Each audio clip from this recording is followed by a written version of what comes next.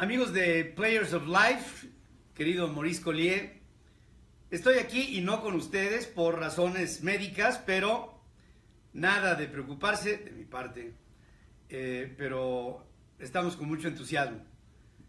Quiero hacerme presente ante ustedes para hablar de algo que a todos nos emociona, que es México.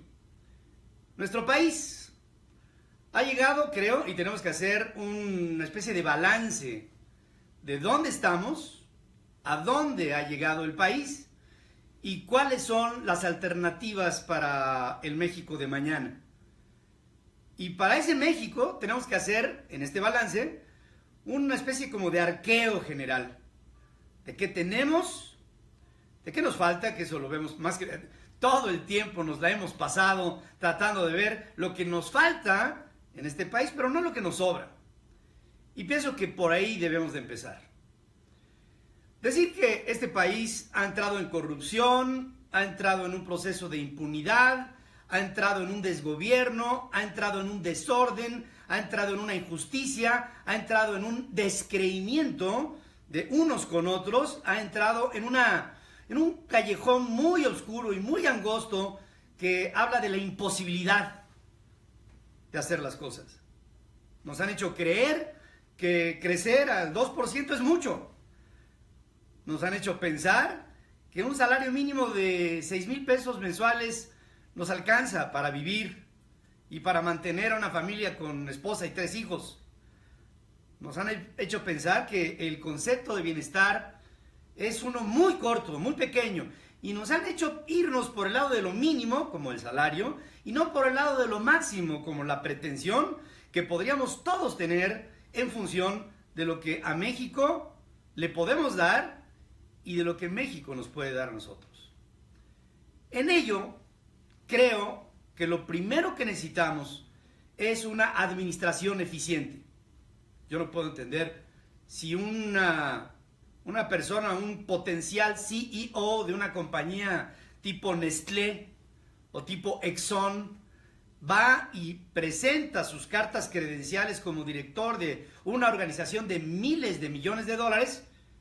Yo no entiendo cómo sea posible que un país completo, que son cientos de miles de millones de dólares, sea administrado por una persona que no tiene capacidad. Y desde ahí empezamos. Creo que sí, hubo una visión hace como unos 14 años en donde se trataba de hacer sentir que México tenía que verse como una empresa. Y sí, lo que pasa es que se aplicó mal, pero tiene que verse como una empresa. Tiene que verse como una organización con todos sus potenciales. ¿Y cuáles son sus principales potenciales? Bueno, la economía. Entremos en la economía. ¿La economía qué requiere? Requiere de un motor dinamizador de la economía que nos dé la posibilidad de hacer que los negocios crezcan. ¿Y cómo pueden crecer?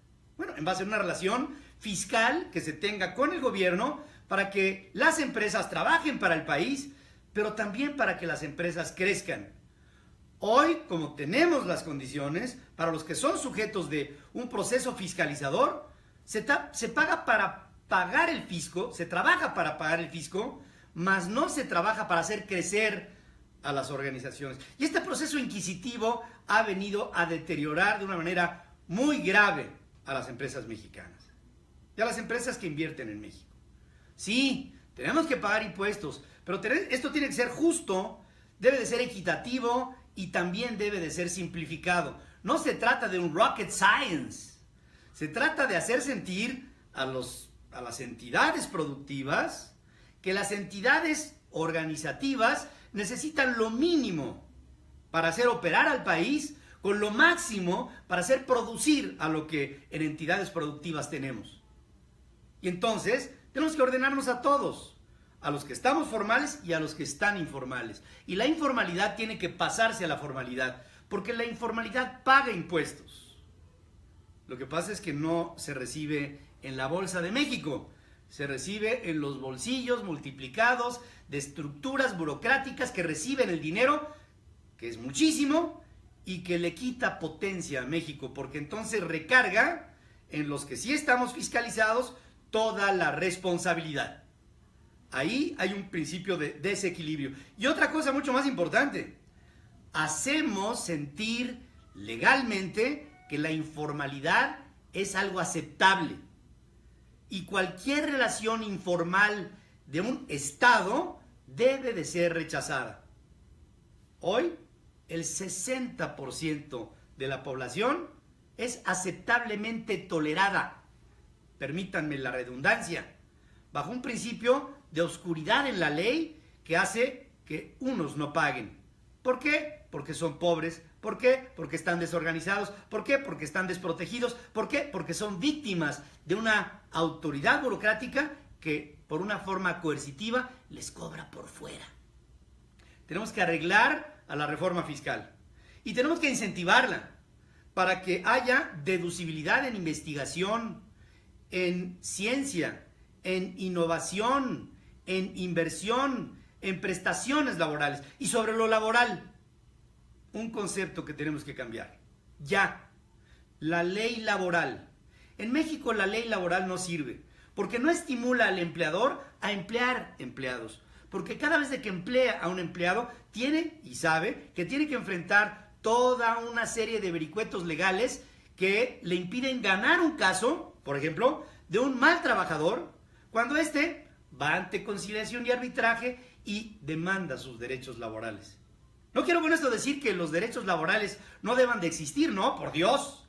Lo que quiero decir es que tiene que haber un equilibrio entre aquel que emplea gente. La buena gente nunca se corre.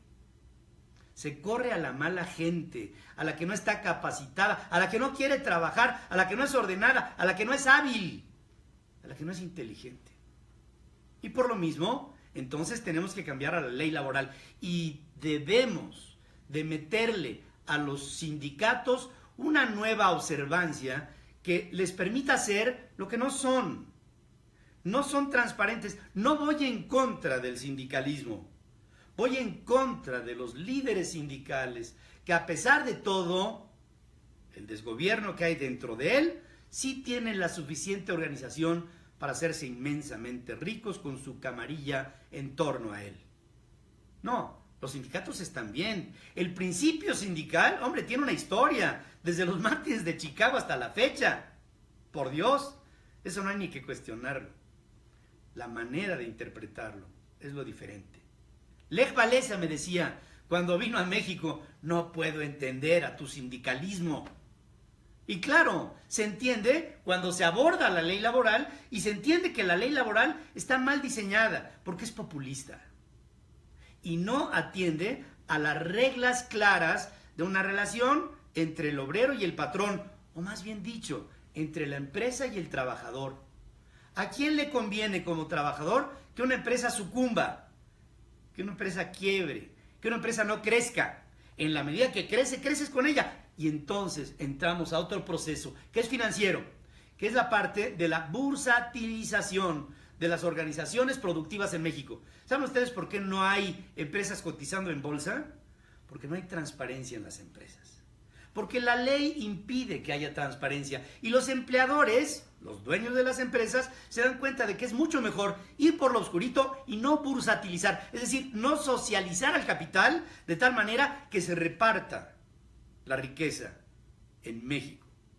La bursatilización tendría que ser no solamente a nivel empresarial, tendría que haber una bolsa de valores agropecuaria, pecuaria, entendiendo el sector secundario y también el terciario, el de los servicios, y hacer que todo esto funcionara de una manera mucho más subsidiaria, en donde los mexicanos tuviéramos ahí una mejor forma de expresión del ahorro. Yo ahorro en una Afore, pero no me doy cuenta de que la Afore lo que invierte es en empresas, en las pocas empresas que cotizan en México. Imaginemos que una empresa chiquita se capitalizara y de repente, de la noche a la mañana, se convirtiera, a través de una buena idea, en una empresa grandota por la vía de la bursatilización. Les pongo un ejemplo.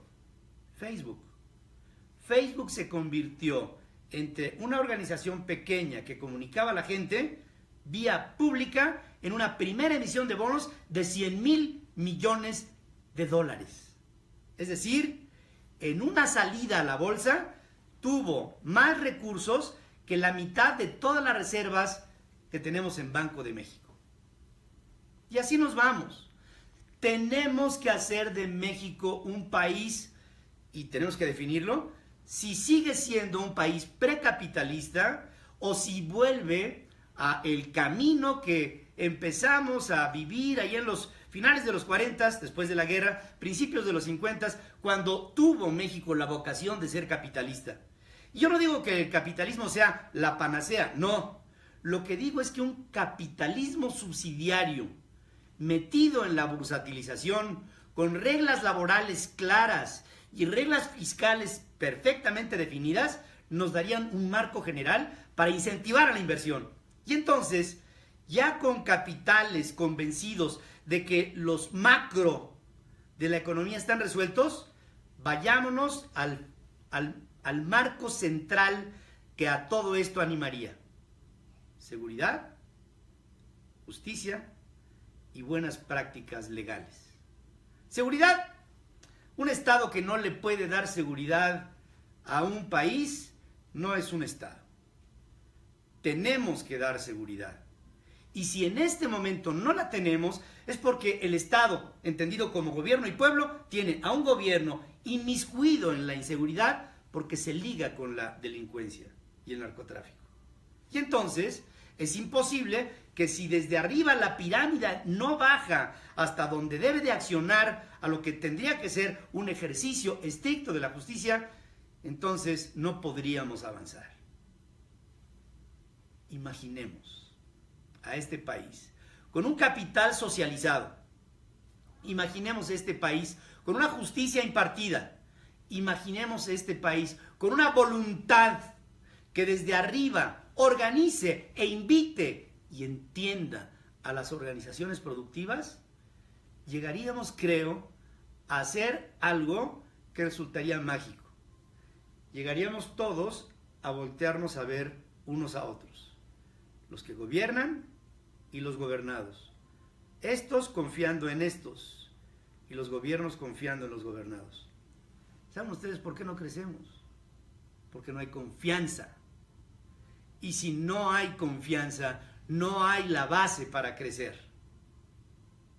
Yo creo que Players of Life tiene en su esencia, en su, digamos, decálogo de principios, la base de lo que tendría que ser el crecimiento, no para México, sino para cualquier nación.